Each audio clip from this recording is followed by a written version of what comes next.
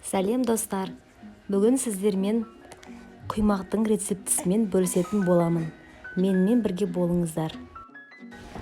Бізге алдымен сүт, ұн, пісе май, жылы су, шекер, 2 жұмыртқа және аз содасы керек.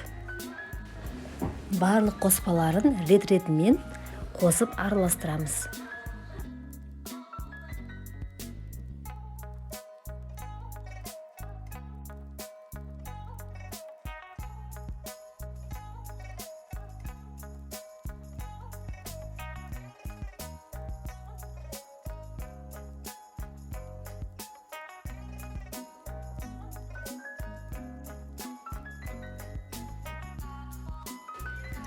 Аз содасын ұнмен араластырып аламыз.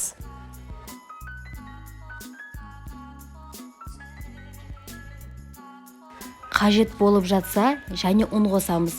Сосын миксермен араластырамыз барлығын. Консистенция осындай болу керек. Табаны қыздырып, бір шөміштен құйып, екі жағын пісіріп аламыз.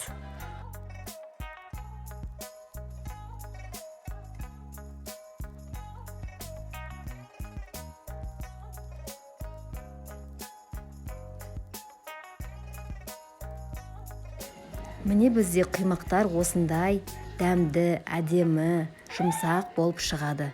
Міндетті түрде жасап көріңіздер. Назарларыңызға рахмет.